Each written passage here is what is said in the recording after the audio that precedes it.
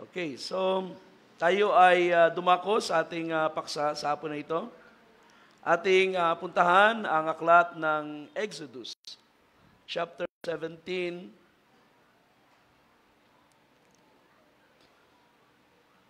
Ating basahin ang istorya mula sa verse 8 hanggang verse 16.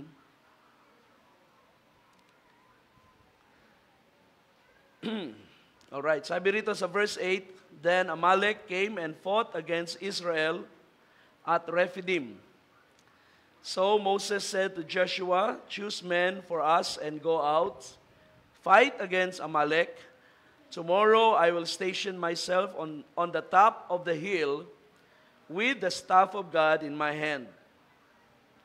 Joshua did just as Moses told him and fought against Amalek. And Moses, Aaron, and Hur went up to the top of the hill. So it came about when Moses held his hand up that Israel prevailed. But when he let his hand down, Amalek prevailed. And Moses' hands were heavy, so they took a stone and put it under him, and he sat on it. And Aaron and Hur supported his hands, one on one side and one on the other. So his hands were steady until the sun set. And Joshua defeated Amalek and his people with the edge of the sword. Then the Lord said to Moses, Write this in a book as a memorial and recite it to Joshua, that I will utterly wipe out the memory of Amalek from under heaven. And Moses built an altar and named it, The Lord is my banner. And he said, Because the Lord has sworn, the Lord will have war against Amalek from generation to generation. Praise the Lord. So ang ating paksa ngayong hapon ay mula dito sa pangalang ibinigay ni Moses doon sa altar, The Lord is my banner. Isa sa compound names ng Diyos, which is Jehovah Nissi or Yahweh Nissi. Nissi ay galing sa, ang root word niya ay nis, nang ibig sabihin ay, anong tawag dyan? Flag. Parang flag siya. Standard. Ensign. At ito ay ginagamit usually sa battlefield kapag ang mga sundalo ay nangangailangan ng marka sa battlefield kung nasaan ang kanilang mga location. So it represents an army and it marks a position for the army or for the soldiers. Sa panahon ng battles, ang mga ensign na ito, ang mga banner na ito ay itinataas. At kapag ito ay nakataas, ay ang mga tao sa isang lugar ay pinaghahanda. Possibly may sumusugod na mga kaaway, so sila'y pinaghahanda. And usually, ang pagtataas ng mga banner ay mayroong kasamang pag-sound ng pakakak o ng trumpeta to give a warning.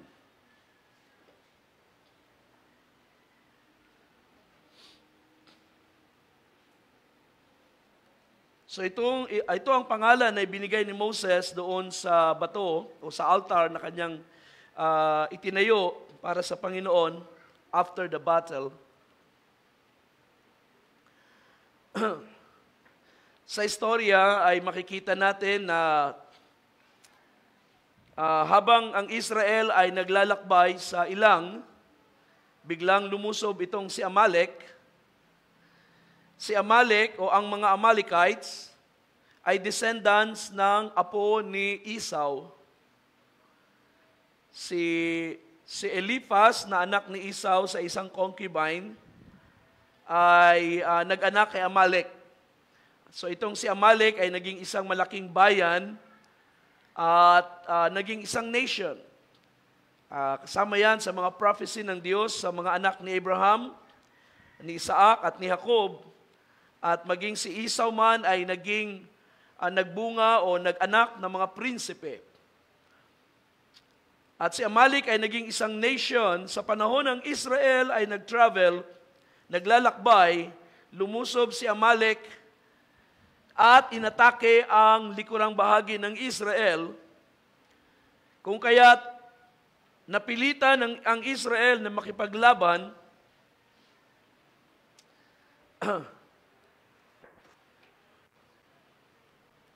sa battle na ito, nagbigay ng instructions si Moses na si Joshua ang mag-lead sa battlefield,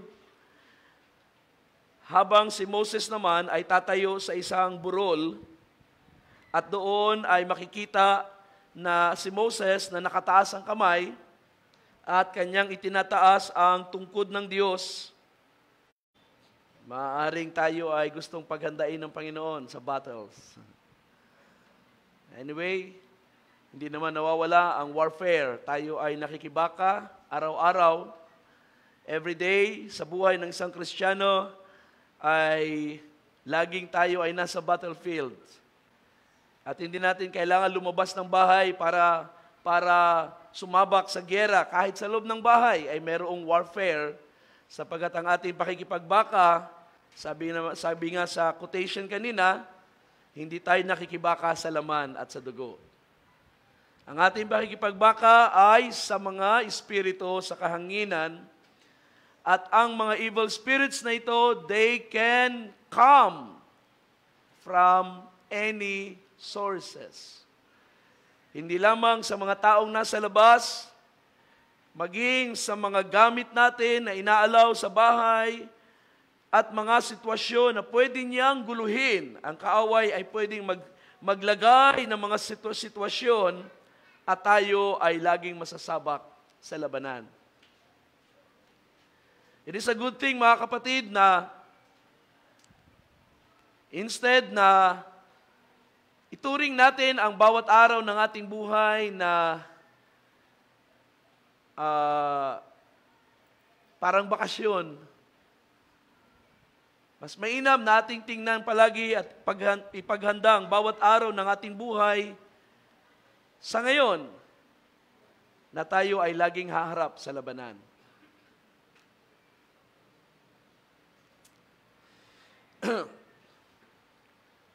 Na sa bawat araw, we are going to face our enemies. Minsan, tulog pa tayo, gumagawa ng kaaway. Minsan, ang sarap ng ating prayer sa umaga, ang sarap ng ating mood sa pagsamba sa Panginoon, mamaya-maya ay gagawa na ng gulo ang kaaway, tayo ay nasasabak na naman sa labanan. It is a good thing na ating laging ihanda ang ating sarili every day to face battles so that by the end of the day, ay matutulog tayong overcomer.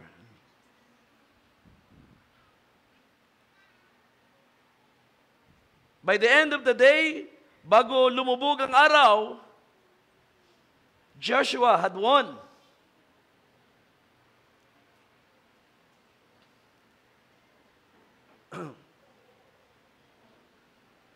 Upang tayo ay matutulog na mapayapa at magpapahinga na may kagalakan sa Panginoon, knowing na malaki man o maliit ang battle nating hinarap, tayo ay nagtagumpay.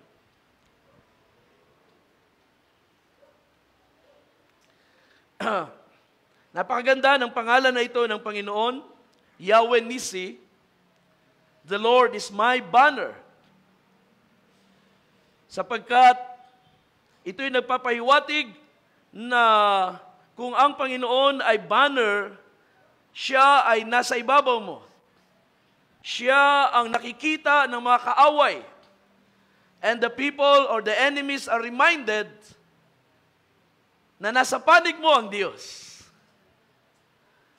Kapag ang banner ay nagwawagayway na, o imagine a flag na nakataas sa gitna ng battlefield, pagpasok mo sa battlefield, makikita ng iyong mga kaaway kung anong flag ang nagwawagayway sa tabi mo. And they will see that it is the flag of the Lord. Makikita agad ng kaaway na ikaw ay hindi pipitsuging kalaban. Because the Lord is on your side.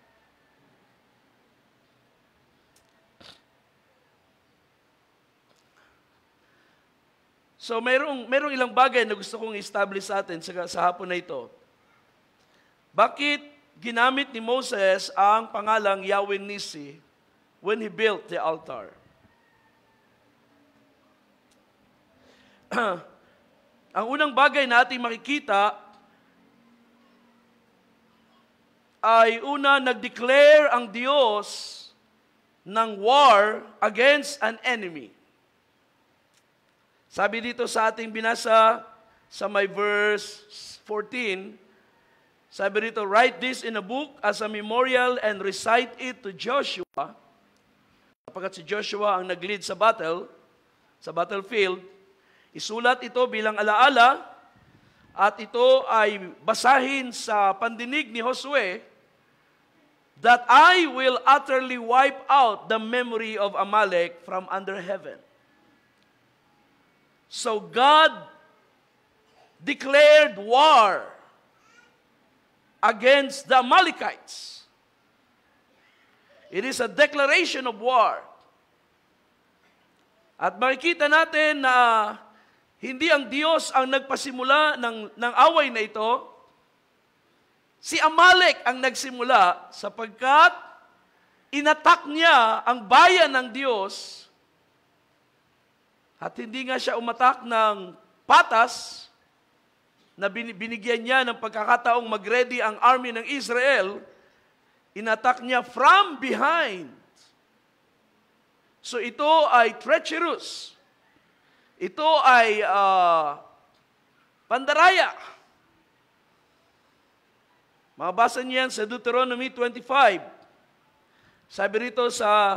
Sabi ng Panginoon, remember, verse 17, remember what Amalek did to you on the way when you came out of Egypt. How he confronted you on the way and attacked among you all the stragglers at your rear. Ang nilusob daw ni Amalek ay yung mga naiiwan doon sa likuran. Sino yung mga naiiwan sa likuran? Siguro yun yung mga mahihina, yun yung mga matatanda, na hindi na makalakad ng mabilis. Sila yung maraming mga bit-bit na mga hayop na medyo mabagal maglakad, o maraming mga gamit at mabigat ang kanilang load, kaya sila ay naiiwan sa likuran, at yun ang nilusob ni Amalek.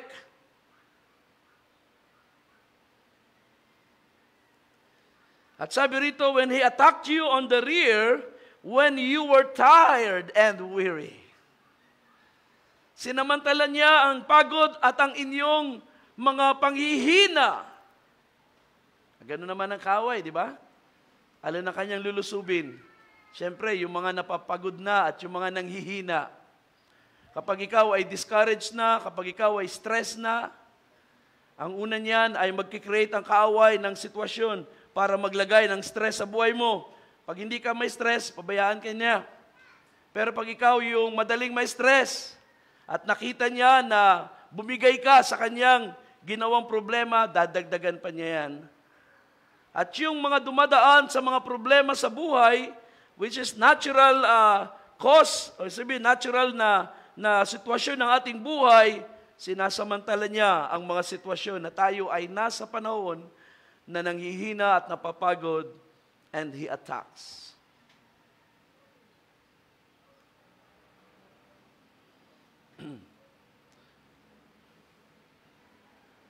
Kaya sino ba yung mga taong nag-express ng mga discouragement? Siyempre, yung mga nakakaranas ng problema. Sino yung mga taong ginugulo ng kaaway ang mga kaisipan? Siyempre, yung mga nasa gitna ng mga struggle sa buhay. Kaya mahalaga na tayo ay magpakalakas. Tayo ay magpakalakas sa kalakasan ng Panginoon. Be strong in the Lord and in the power of His might. Sa paanong paraan? Put on the whole armor of God. Ibihis natin ang baluti ng Diyos, sapagkat naroon ang ating kalakasan sa Kanya. Pag tayo nanghihina, kaaway umaatake. At ang sabi rito, and he did not fear God. He did not fear God. Ang lakas ng loob mo, Amalek. How dare you attack my people? Sa panahon na ito, mga kapatid, ang Israel, wala pang na-create na army. Hindi pa sila nag-raise ng, hindi pa na-establish yung pag-raise ng army from 20 years old and above na magiging soldiers. So ito'y bigla ang gyera. Katulad sa panahon ni Abraham na si Lot ay nadalang bihag ng mga kaaway at si Abraham ay napilitang mag-raise ng army mula sa kanya mga farmers, mula sa kanya mga cattle raisers, yung mga servants niya sa bahay na ang alam lang ay magpukpok, maghukay ng lupa, magtanim, ay biglang naging army. It was an urgent situation. Sa panahon na ito, hindi pa ready ang Israel. Wala pang kaayusan kung paano sila mag-build ng army. Hindi pa sila umabot sa Mount Sinai, sapagkat doon sa Mount Sinai na-establish ang sitwasyon ng kampo ng Israel, kung ilang grupo sila, ilang battalion sila, at kung anong mga tribes ang kabilang sa mga camps na yan, sa 4 na kampo ng Israel. So this was a sudden attack, at ito'y hindi nagustuhan ng Diyos. Wala kang takot sa Diyos. So it shall come about, when the Lord God has given you rest from all your surrounding enemies, in the land which the Lord your God is giving you as an inheritance to possess, that you shall wipe out the mention of the name Amalek from under heaven. You must not forget.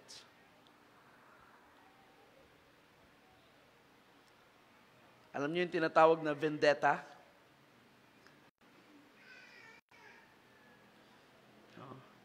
Sa Mindanao, meron tinatawag yan sa mga Muslim.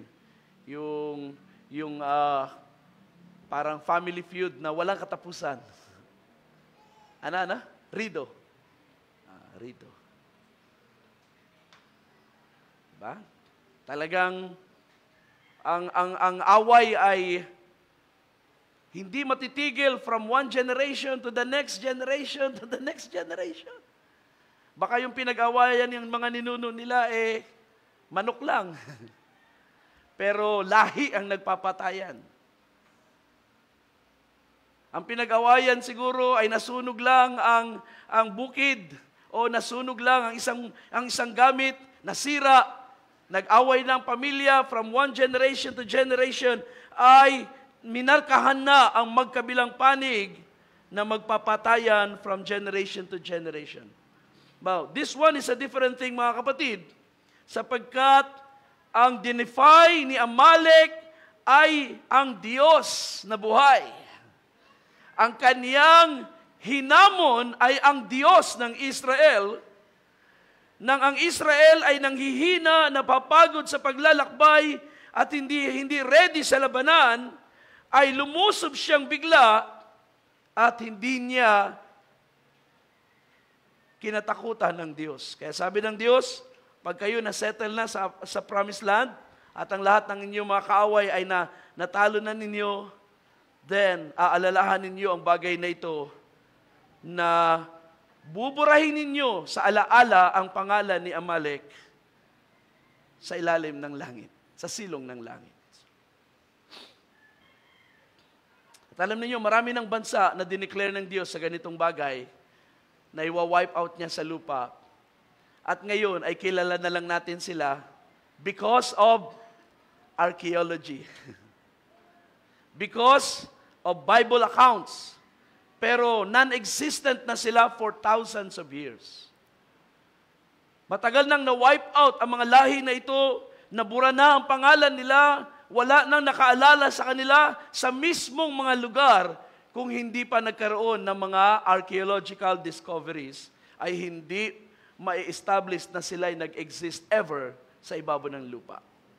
Because God declared that He will wipe out their names.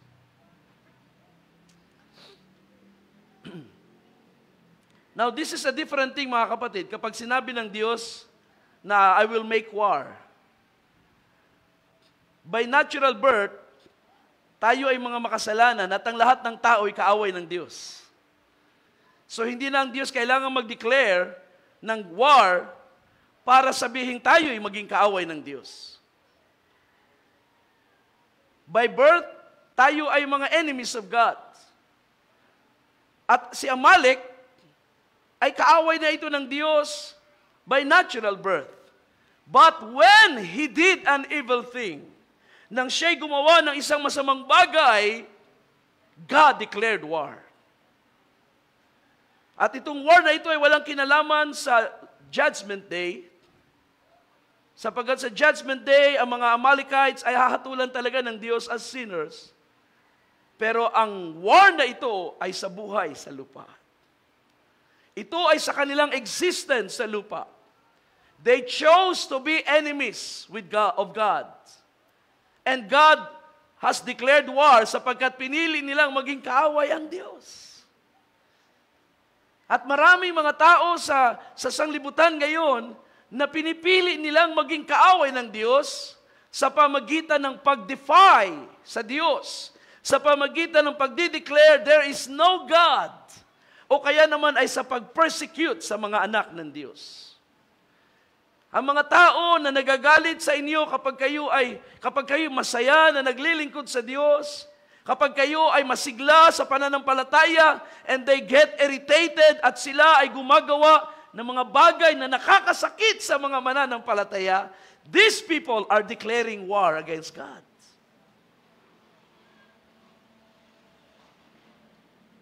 God becomes their enemy.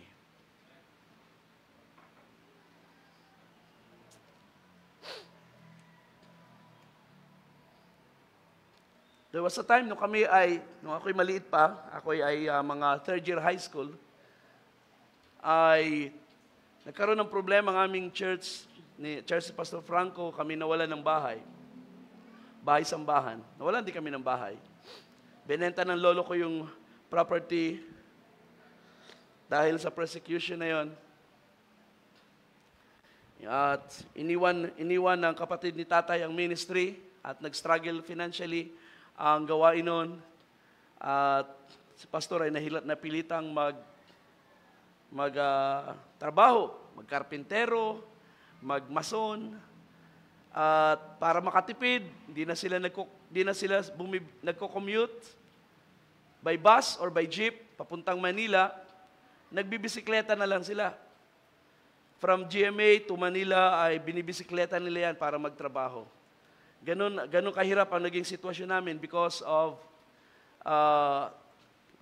masasabi kong persecution yun. Hanggang sa ang naging pinakamabigat ay yung binenta ni Lolo ang church property o ang bahay. Na actually, hindi naman sa kanya, sa kanyang anak na namatay at nakapangalan doon sa nabiyuda. So in effect, nawalan kami ng bahay-sambahan at yun ay naging mabigat sa kalooban ni tatay. At nadagdagan pa yun nung kami ay nagdadaos ng gawain sa bahay ng tiyahin ko kay Nanay Luz. At kapag kami ay nagdadaos ng gawain doon, Sunday at Wednesday, ito namang kapitbahay ay laging nag-iingay. Galit na galit, nagmumura, at nagpapaputok ng baril niya sa oras ng gawain. At kami nagpray, at malinaw talaga na yung kapitbahay ay galit sa amin, galit sa gawain. Dahil kapag wala ng gawain, maingay siya at inaaway yung tiyahin ko dito sa kanilang bakuran. At yung mga basura nila tinatapon dito sa kabilang side, sa side ng tiyahin ko. Talagang galit sila. At yun na nga, kapag gawain, maingay sila at nangaabala. At nagpray lang kami na nagpray. Ang mga taong ganito ay hindi nila nare-realize ay ang kinakalaban nila ay ang Diyos. Ang Diyos sa kanilang kinakalaban. Ang mga mananampalataya na naglilingkod sa Diyos ng matiwasay at ina-attack nila ay isang bagay na hindi papayagan ng Panginoon na magpatuloy. Ang Diyos ang gaganti. Kaya nga ang Panginoon ay mayroong salita. Sabi na sa isang kasulatan, akin ang paghihiganti, sabi ng Panginoon. Akin ang paghihiganti. And so ang Diyos ay gumawa ng kanyang judgment sa pamilya na yun. Nagkaroon sila ng maraming problema. And in fact, ang magulang na lagi nagpapaputok ng baril kapag oras na ng gawain at nangangaral si Pastor Franco ay naging wanted at yun ay pinatay sa probinsya.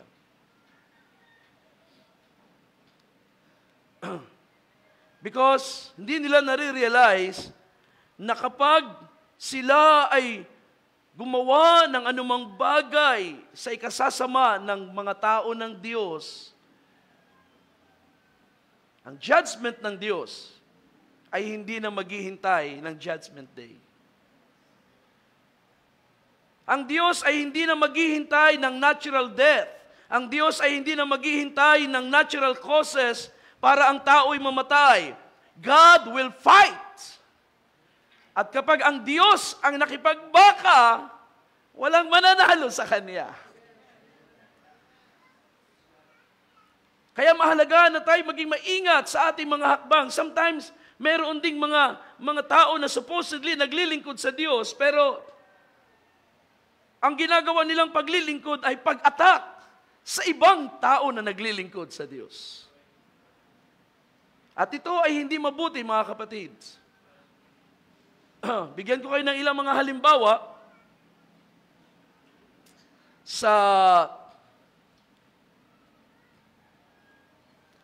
kay Eli, sa mga anak ni Eli.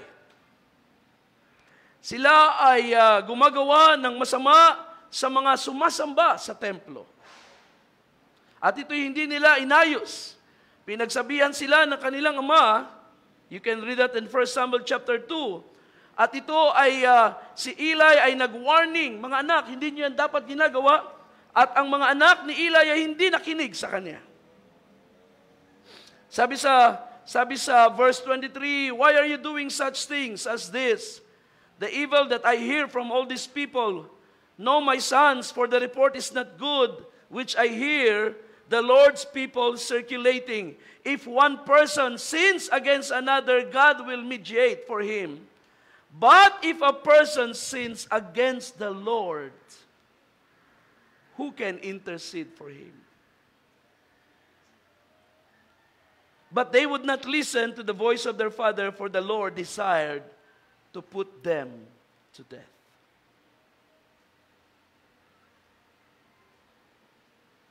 Because God has already intended to destroy them. So in other words, pinatigas na ng Panginoon na kanilang mga puso. God wanted to judge them. In fact, later on, nangusap ang Diyos kay Samuel as a young man, at ipinakita ng Diyos kung anong gagawin niya sa mga anak ni Eli because of the evil that they were doing habang naglilingkod sa Diyos as priest in the temple. At hindi sila nakinig. At sinaway din ng Panginoon si Eli, sapagkat sabi niya si Eli ay hindi marunong magdisiplina sa kaniyang mga anak.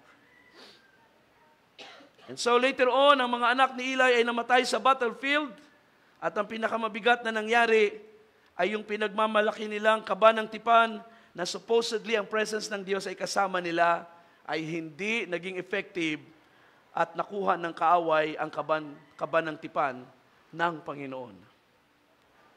Doon ay pinahayag ng Panginoon ang kaniyang galit sa mga anak ni Eli because of the evil that they were doing. Bakit? Sabi ni Eli, you are sinning against God. At kung ikaw ay kumakalaban na sa Diyos, sino pang pwedeng mamagitan sa iyo? Kapag ang Diyos ay nag-declare na ng war, there's no turning back. There's no turning back. Kaya ang ating mga offenses sa Panginoon, ang mga kasalanan na ating nagagawa, pag tayo sinasaway, matuto tayong makinig. Kapag tayo magpapatuloy sa katigasan ng puso, mga ngatwiran, at ipagtatanggol ang ating mga hakbang, there will come a time God will strike us.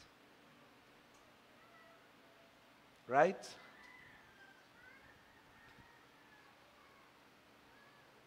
Kaya nga mga anak na matitigas ang ulo ay pinaalalahanan, honor your father and mother because this is the first commandment with the promise that you may live long upang maging mahabang inyong mga buhay. Because sa katigasan ng ulo ay may mga kabataang maagang napapahamak.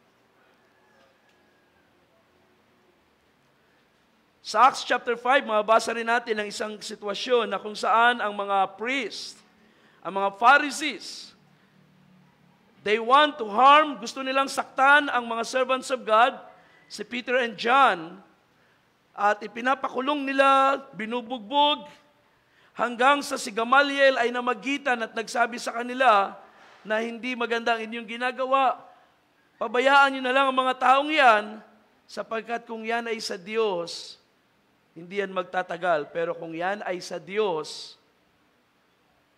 then kaaway niyo ang Diyos. Sabi dito sa 39, if the source is God, you will not be able to overthrow them. Or else you may even be found fighting against God. Kung yan ay sa Diyos, yung ginagawa, yung nangyayari na pangangaral nila Pedro at ni Juan, kung yan ay sa Diyos nga, at yan ay kinakalaban ninyo, then you are now fighting against God. So ito'y napakatalinong, napaka-wise na advice ng isang Pariseyo na may takot din siguro sa Diyos, na gusto niyang gawin ang tama ng kanyang mga kasama. Alam niya na hindi magandang position, hindi magandang kalagayan ang maging kaaway ng Diyos. Nang si Brother Branham ay mayroong isang storya ng panahon na ng kanyang kabataan pa sa ministry, sa kanyang unang asawa na si Hope Brumbach. Nung siya ay nilid ng Panginoon na ma-encounter ang mga Pentecostals, at alam niya na ang Diyos ay nangungusap sa kanya na ito yung mga tao na dapat mong kasama because they believe in one God and they believe in the working of the Holy Spirit. Ito yung mga tao na dapat mong kasama. At one time siya ay nakasama sa mga Jesus Only group at na-invite siyang mangaral. So he was so glad na siya ay nakabilang doon. At nang siya ay umuwi, ang kanyang asawa ay, kung hindi ako nagkakamali, anak ng isang minister sa isang Baptist church. At nalaman ng kanyang biyenan na galing sila sa Jesus Only group na ang tawag noon ay Holy Roller. Alam niyo naman ang Holy Roller, di ba? Ang mga Pentecostals, kapag sila ay nagagalak na sa espiritu, nagsasayawan, nagtatalon, at naglulupasay. So ang tawag nila ay Holy Roller. Nagugulong-gulong kasi sa lupa.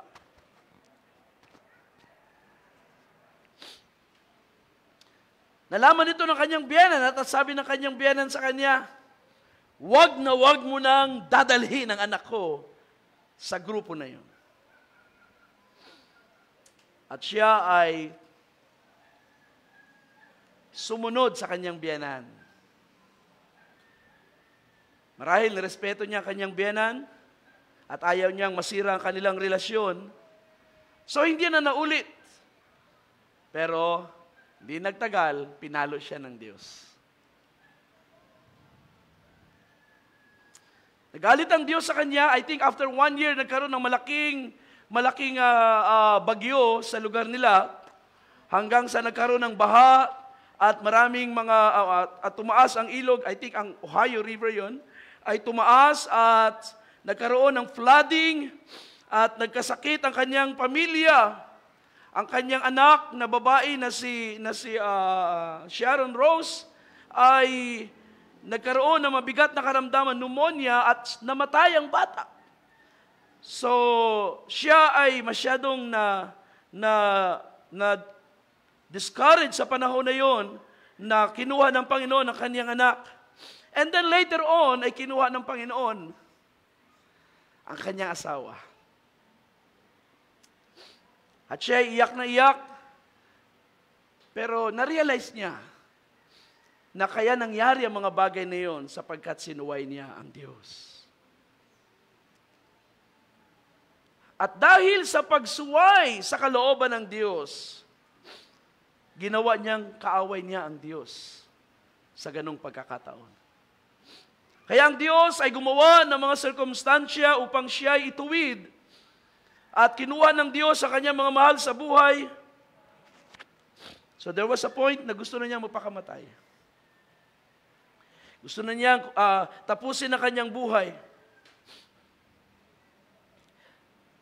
Now, there was a situation na siya ay, because of the flooding, si Brother Branham ay volunteer sa rescue operation. At gumagamit sila ng motorboat para mag-rescue ng mga tao. And then, doon sa bangka na kanyang sinasakyan para mag-rescue ng mga tao, ay nagkaroon ng insidente na namatay ang makina. At ito ay patungo sa isang parang na-create na waterfall na kung mahuhulog siya, mapapahamak siya. At siya'y umiyak. Una, tinry niyang start ang motor. Tinry niyang start ang motor at ayaw mag-start. Alam niya na hindi sira yung motor ng bangka. Pero at that moment, doon lang siya nagpasya na tanggapin na siya ay sinasaway ng Panginoon. Umiyak siya sa bangka, tumawag sa Panginoon at sabi niya, Panginoon, patawarin mo ako sa aking kasalanan. In-acknowledge niya ang pagtuwid ng Panginoon at sabi niya, humingi ako ng isa pang pagkakataon na makapaglingkod sa iyo.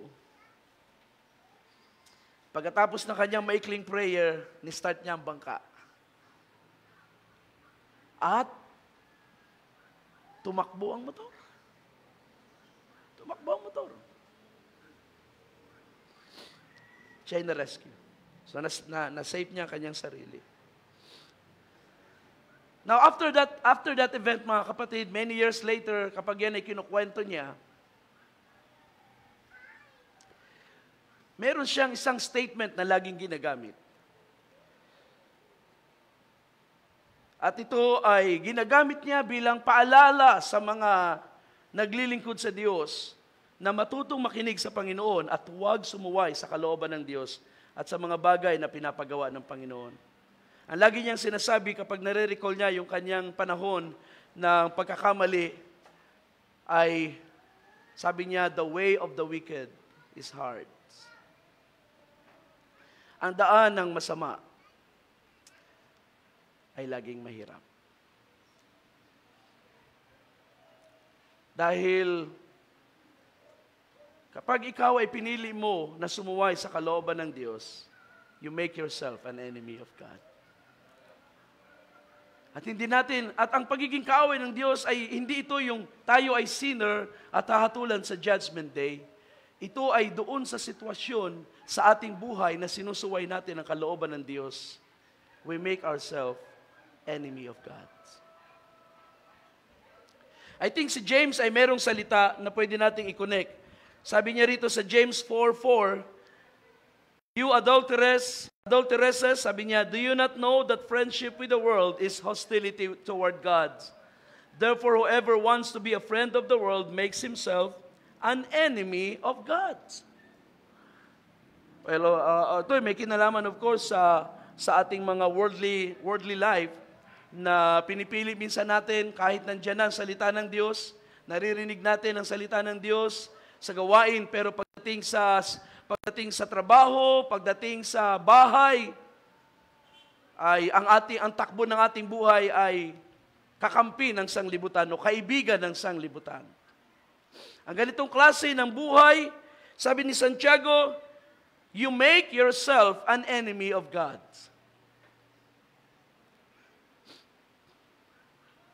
At yan ay isang mabigat na sitwasyon, mga kapatid, because there will come a time that God will judge. Sabi ni Paul sa Korinto, pag hindi natin nahatulan ng ating sarili, hahatulan tayo ng Diyos. It doesn't matter kung ano mga offenses na inyo nagawa sa nakalipas, pero na-recognize na ba ninyo na ito'y mali at pinagsisihan na? And that's the important thing. Sa gawain ng Panginoon, hindi natin binabrand ang mga Kristiyanong nagkamali. Alam niyo, nung unang panahon, kapag mayroong nagkasala, especially adultery, nalala ko lang yung pelikulang Scarlet, isang babae na anakan ng isang lalaki na at hindi niya sinabi kung sino ang tatay ng bata. Pero dahil sa siya nagkasala, alam niyo ang ginawa sa kanya? Ang naging judgment ng church ay magsusuot siya ng marka, ng damit na may markang letter A in red. At ang ibig sabihin nun, ang babaeng ito ay adulteress. At yun ay mahirap na sitwasyon. Naniniwala ko na ang Panginoon ay masagana sa pagpapatawad sa mga pagkakasala. Provided na makita niya na ang tao ay nag-acknowledge ng kanyang offenses, at sabi ng Panginoon sa isang babae na ibinato sa kanyang harapan, hindi na rin kita hahatulan, go home, umuwi ka, at huwag mo nang ulitin. In other words, ang Panginoon ay nagpapatawad, pero gusto niyang makita ang pag-aayos ng buhay. So makita ng Panginoon na kung tayo pinatawad sa ating pagkakasala, ituwid natin ang ating buhay, ipakita natin na tayo ay hahakbang sa kaayusan.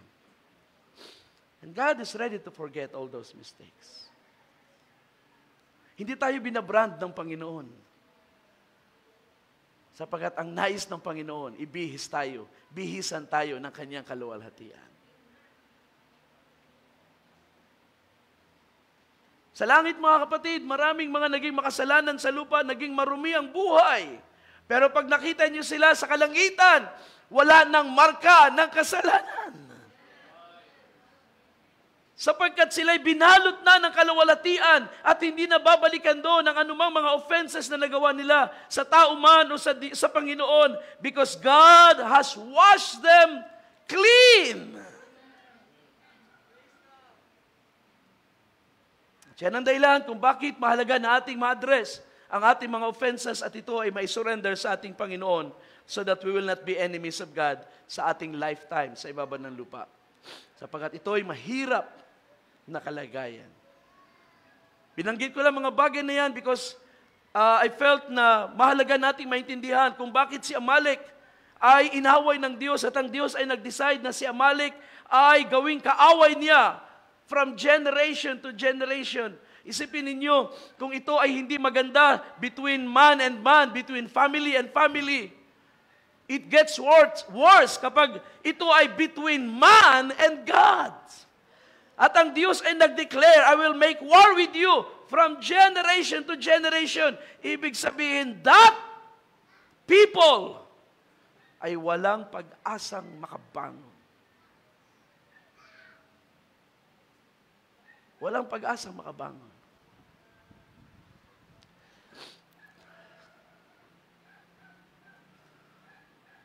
And God wants Israel to never forget what happened.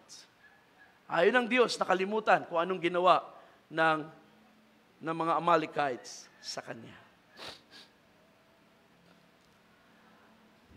Kaya, ang unang significance ng pangalan ng Panginoon,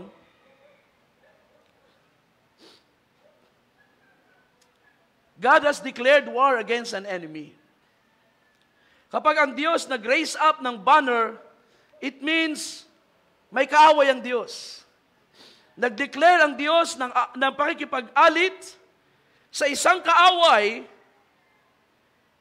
at kapag ang Diyos ay nag-raise up ng kanyang banner, mahalaga na alam natin kung saan tayo nakaposisyon.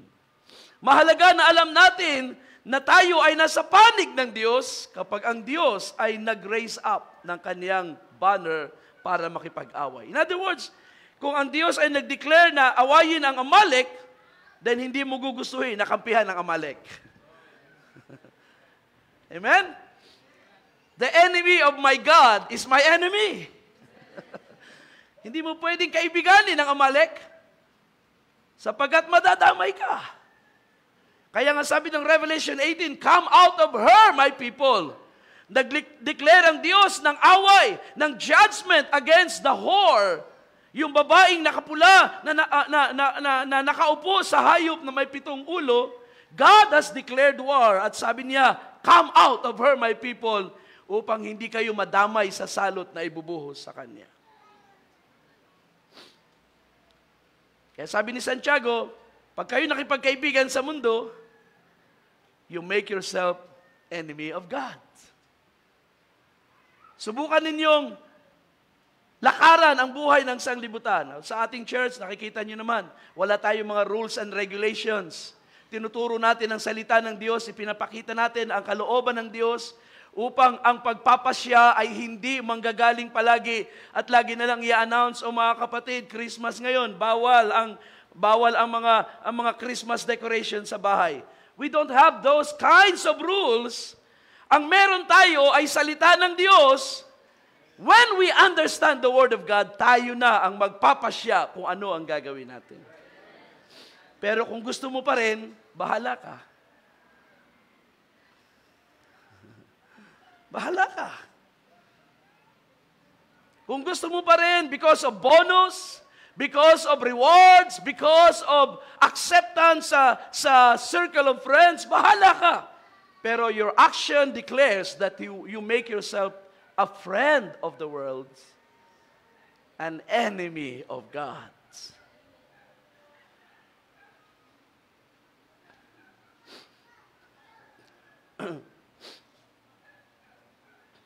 Ang pangalawang bagay na pinapakita dito ng ginawa ni Moses, nang itayo niya ang altar, Moses set up a rallying point para sa bayan ng Diyos. Katulad ng purpose ng flag sa mga battlefield, especially sa mga lumang panahon ng giyera, mayroong flag ang isang side, ang kabilang side ay may flag. So it identifies the army at kung saan ang army kakampi. At sometimes ang mga flag na ito ay ipinuposition sa mga, sabihin nating strategic place upang doon maipon ang isang army. So nang si Moses ay nag-put up ng altar at tinawag ang altar na the Lord is my banner, ini-establish ni Moses na ang bayan ng Diyos sa panahon ng pakikipagbaka, ang rallying point natin ay ang altar. It's very interesting, mga kapatid, na ang banner, na ang salitang banner, the Lord is my banner, ay in-apply ni Moses hindi sa isang flag, kundi sa altar. And it is very clear, mga kapatid, na kapag ang mga tao ng Diyos ay nahaharap sa labanan, the first place to go to is the altar. Naintindihan ninyo? Kapag kayo nahaharap sa mga laban sa buhay, huwag kayo agad tumakbo sa tao, huwag kayo tumakbo agad sa kung saan. Go to God first. Yun ang ating rallying point. Sa altar, lumuhod, manalangin. Gather the family and pray. Panginoon, nahaharap kami sa labanan. You promised to be with us. You promised to fight with us. Naintindihan natin, mga kapatid. You know, I learned this thing nung ako'y third year high school. Nung panahon nga na wala kaming bahay sambahan at nangupahan kami sa isang bahay. Ang nanay ko ay first time na nakaranas ng heart attack. Sinugod sa hospital at hindi namin alam kung anong gagawin namin. Dinala siya sa hospital. Nagkataon naman na si Nanay Luz nasa tawid lang ng kalsada. At gumawa ng paraan, nadala sa isang maliit na hospital si Nanay. And then si Tatay umuwi. Oh, first time ko makita ang tatay ko, umiiyak. Siyempre, mga bata, wala rin kaming magawa, kundi umiyak na rin. I think 15 years old. So, mga kapatid ko, maliliit pa talaga yun. At nung gabing yung pag-uwi ni Tatay, sabi niya, mga anak, manalangin tayo. Ang bahay namin noon ay, di kayo maniwala, ang bahay namin noon, ang bubong ay plastic. There was a time nung patapos na ang summer. Alam niyo naman sa mga probinsya, pag patapos ang summer, sometimes yung unang ulan, may dalang hails, yung mga ice na maliliit, na bilog-bilog. Parang Jolene. Nagbagsakan yun sa bubong namin. Kaya yung bubong namin, butas-butas. Doon sa papag na ginagawa namin kainan din, lahat kami doon pinaluhod ni Tatay. Tara, luhod tayo, manalangin.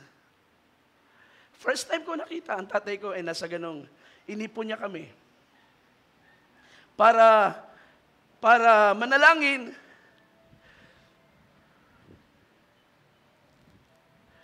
Ang inawit namin ay napakaganda. God is so good. God is so good. So,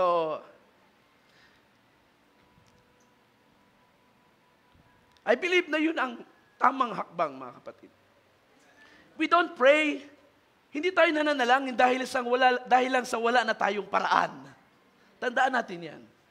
Ang prayer ay hindi last option ng isang Kristiyano. Ang pananalangin ang unang hakbang ng Kristiyano. Whether may pera ka o wala, prayer first, altar first. Kapag may crisis, kapag may mga problema, any battle na iyong harapin, go to the altar, talk with God. Every problem na ating hinaharap is a battle and it becomes God's battle kapag ito ay inilagay natin sa paanan niya. And when it becomes God's fight, then the Lord will fight for His people. Hallelujah! Glory to God. So that is why Moses set up the altar. And in times of battle, the best thing to do is to worship. I tell you, in times of war, kapag kayo nahaharap sa problema, sa loob ninyo, magsimula kayong sumamba. Magsimula kayong umawit. Magsimula kayong mag-declare ng papuri sa Panginoon. Makipag-usap kayo sa Panginoon. Kapag kayo nahaharap sa mga crisis na yan, in the middle of your war, in the middle of your fight, worship the Lord. Hallelujah. That is the right thing to do.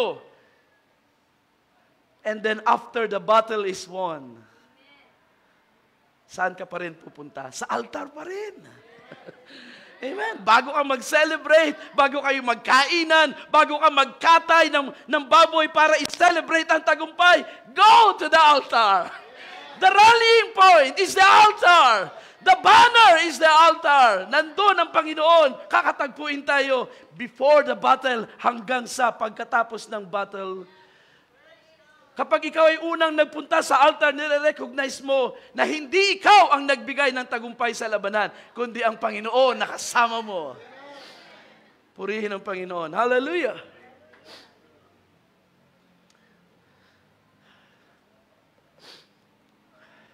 So yun ang ginawa ni Moses. Ang pangalang The Lord is our banner ay inilagay niya sa isang altar so that people will know in times of war, we worship. Nilagay namin sa iyong altar, Panginoon, ang aming mga battles. Hallelujah. Fight with us, Lord. Fight for us, O God. Hallelujah. Sabi ng Psalm 60 verse 4, you have given a banner to those who fear you, that it may be displayed because of the truth. Psalm 20 verse 5, we will sing for joy over your victory. In the name of our God, we will set up our banners. May the Lord fulfill all your desires. Amen. Gusto nyo ibigay ng Panginoon ang desire ng inyong mga puso? Then magalak tayo muna sa Panginoon at ating itaas ang kanyang pangalan. The Lord is our banner, which means God is fighting for you, for us. And God wants to fight on our side. Especially kapag tayo lumalakad sa kanyang kalooban, tayo ay nag-uphold ng kanyang salita, God wants to fight on our side.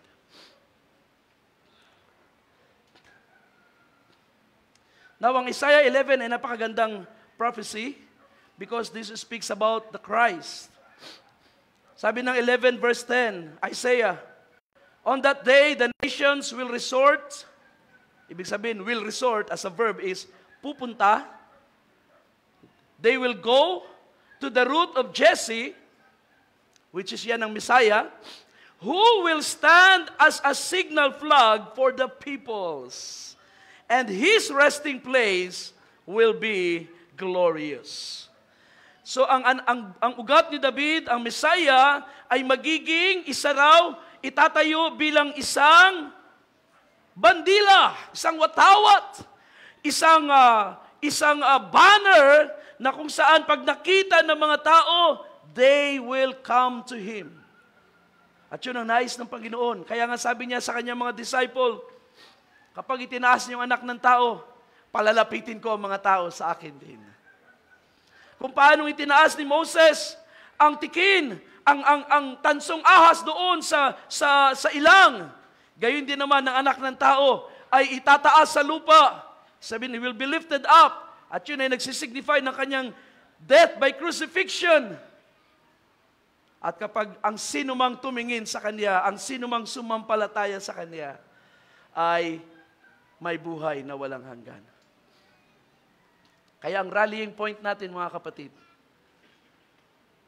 ay ang ating Panginoong Jesucristo.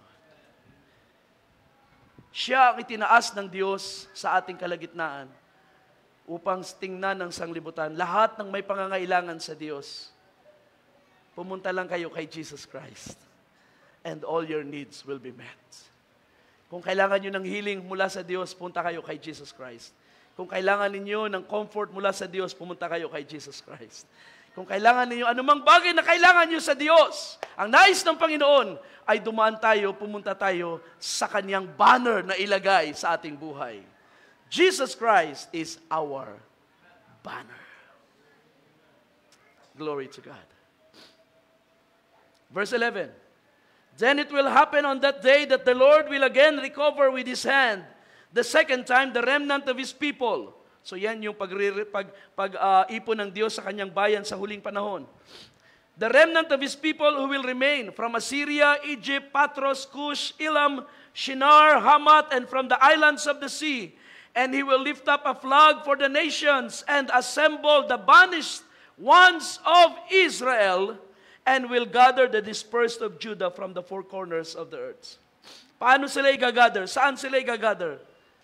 He will lift up a flag for the nations. That is the same word as banner na ginamit sa Yahweh Nisi. God will lift up His banner for the nations at ang mga bansa, even Israel, ay maiipon sa Kanya. Purihin ang ating Diyos. It is a good thing, mga kapatid, na kilala na natin ang ating Panginoon. Alam na natin kung saan tayo tatakbo. Sabi nga ng isang awit natin, I go to the rock of my salvation. Where do I go? In times of tribulation, where do I run to? When the winds of sorrow threaten. Is there a refuge? I go to the rock that is able. Okay. So ganun ang rallying point. At ang ating rallying point ay si Jesus Christ, and we go to Jesus sa pamagitan ng pagsamba. Ang altar sa lumang tipan sa panahon ni Moses signifies the sacrifice. At ngayon ay kilala natin kung sino ang sacrifice na tinanggap ng Diyos, ang ating Panginoong Jesus. Oh, it's a good thing mga kapatid. Naalala ko yung testimony ng ating sister sa panahon na may sakit ang kanilang anak na dengue. Mula sa bibig ng bata ay napakasarap marinig ang pagtawag sa Diyos. Sa Bible ay sinabi, God has perfected praise in the mouth of babes. God has perfected praise. Kaya nga sabi niya, unless you become like a child, kung maliban na kayo maging tulad sa bata, sa anumang paraan, hindi kayo makakapasok sa kaharian ng langit. Anong meron sa pagiging bata? Anong meron sa ugali ng mga bata? Ito ay ang lubos na pagtitiwala. Kapag sila'y pinangakuan, kapag sila'y kinausap at binigyan ng salita, they put their complete trust. There is no doubt, there is no reasoning, there is no questioning. They just believe. Sapagkat ang kanilang mga kaisipan, ang damdamin, ay hindi pa nadumihan ng kasalanan at ng anumang karumihan ng sanglibutan. They just put their trust sa mga salita na ibinibigay sa kanila. At ganun ang nais ng ating Panginoon, na anumang sinalita niya, we are completely trusting Him. Without question. Without reasoning. Just put your trust in the Lord. Kaya kahit tayo mga matatanda na, pagdating sa harap ng Panginoon, I tell you, lahat tayo ay bata. Lahat tayo ay bata. Minsan ang mga matatanda ay nagpipigil ng kanilang mga damdamin. Ayaw nating makita na umiiyak. Ayaw nating makita na tayo ay naglulus ng control sa ating mga damdamin. Sumasamba naman tayo sa Panginoon. Maliban na lang siguro kung tayo nagagalit, ay hindi maganda ang ma-out of control sa ating emotion. Pero pagpupuri sa Panginoon, pagdideclare ng salita ng Diyos, kailangan may pakita natin sa Panginoon na sa harap ng Diyos, hindi tayo philosopher, hindi tayo smart people. We are children in need of truth. Hindi tayo mga professor na marunong magdikta at marunong makipag-reason sa Panginoon. Ang nais ng Panginoon, when we come to Him in worship, tayo ay mga bata na nagagalak lang sa presence ng Panginoon at anumang sabihin ng Panginoon ay tinatanggap at anumang gawin ng Panginoon ay pinagtitiwalaan natin ng lubos. I pray na maging ganyan ang ating attitude, mga kapatid, sa ating mga pagsamba. Simple lang naman, mga kapatid, ang nais kong ipaabot sa inyo sa hapon na ito. Don't face your battles without going to the altar first. Gawin natin ang pagsamba ay lifestyle natin bilang mga mananampalataya. Don't just worship kapag tayo ay nasa church. At kapag tayo ay nasa gawain, worship. Huwag ninyong pigilin ang pagsamba. Huwag kayong magkaroon ng limitation sa pagsamba. Just worship. I-involve ninyo ang inyong body, soul, and spirit sa gawain ng Panginoon at ang inyong senses, hearing, seeing, tasting, feeling, ibigay ninyong lahat sa gawain ng Panginoon. Sapagat ang Diyos ay hindi lang pwedeng marinig, pwede rin siyang makita, pwede rin siyang maramdaman, pwede mo rin siyang malasahan because God is real. Ang Diyos ay buhay at kapag may mga taong uhaw sa Kanyang presence, God makes Himself felt and experience sa buhay ng mga mananampalataya. Amen. And then pag tayo umuwi, wag nating iiwan ng pagsamba sa bahay-sambahan. Dalhin natin sa ating kwarto, dalhin natin sa opisina, dalhin natin sa kalsada. Hindi man tayo kailangang maging masyadong malikot sumamba, but inside we are worshiping and we are giving God honor and praise. Before, in the middle, and after your battles, worship the Lord. Worship the Lord. That's the right thing to do. And God will fight for us. Sa ganitong attitude, mga kapatid, dito natin ipinapakita ang pangalan na ito ng Diyos. The Lord is my banner. Truly, God is my banner. Before I face my battles, I will lift up the banner. In the middle of fights, I will raise up the banner. And after the battle, I raise up the banner.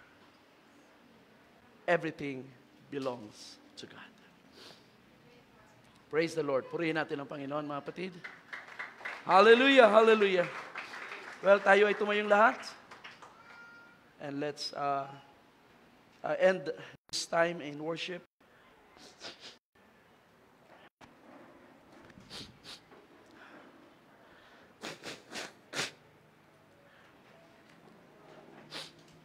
Praise God, hallelujah.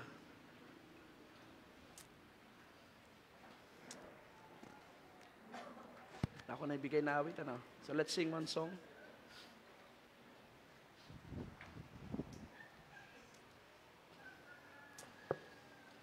Gusto niyo bang sumamba sa Panginoon, mga kapatid? Amen. Pagkatapos na maghapon, parang battle din. Then let's end the service with the worship. Awitin natin isang awit. What's the song? Yung kay Don Moen. Shout to the Lord. Yeah, shout to the Lord. Ating itaas ang ating mga tinig sa Panginoon. Let's honor His name sa oras na ito bago tayo mag-dismiss. My Jesus, my Savior, Lord, there is none like you. All of my days, I want to praise the Lord. The wonders of your mighty. Praise God. My comfort, my shelter, tower of refuge and strength. Let every all that I am never cease to worship you.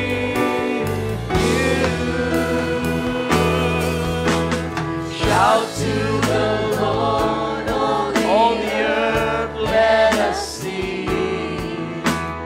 Power and majesty, praise to the King. Hallelujah, we honor you, Lord Jesus. Mountains bow down and the seas will roar. Amen. At the sound of your name. Hallelujah. I sing for joy at the works of yes, Lord. We bless you for your word. Forever I love everything that you've done for your people. We honor you and bless you, Lord. Nothing compares to the promise I have in you. Awitin natin sa pasimula.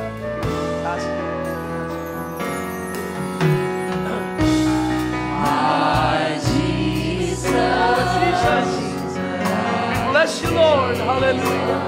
Lord, there is none like God, there is no one like you. Hallelujah. I want to praise the wonders of your mighty love.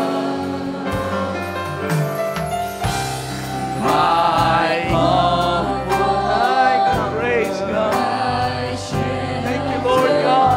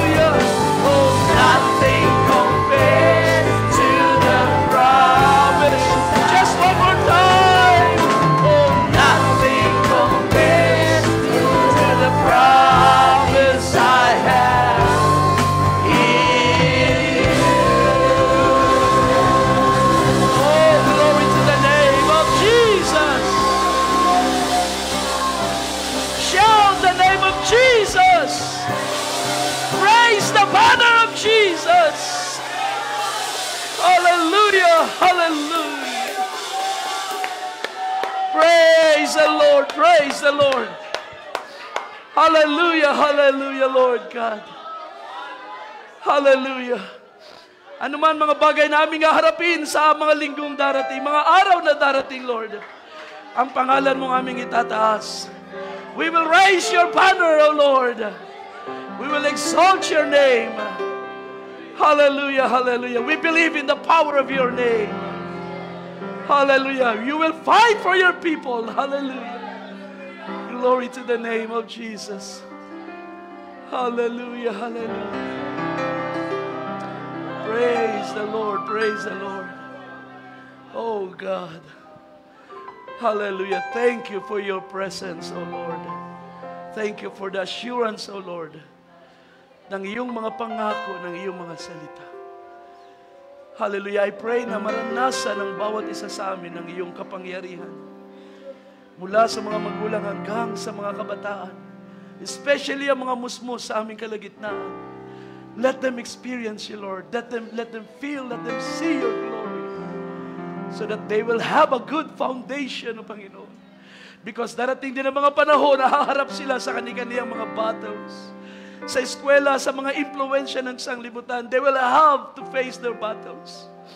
And I pray when the time comes, they know what to do. We go to you, Lord, in worship.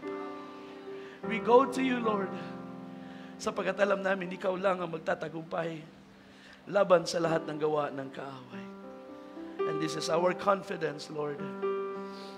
Sa mga araw na darating, whatever problems we may face, situations, circumstances, you will be there with your people. Sapagkat ang lahat ng aming mga battles ay nilagay namin sa iyong altar. Fight for us, O God. Fight for us. We need you. We need you in this life. Thank you. Hallelujah. Ating palapakan ng Panginoon. Hallelujah. Glory to the name of Jesus. Let's kibalik sa ating MC. Oras na ito.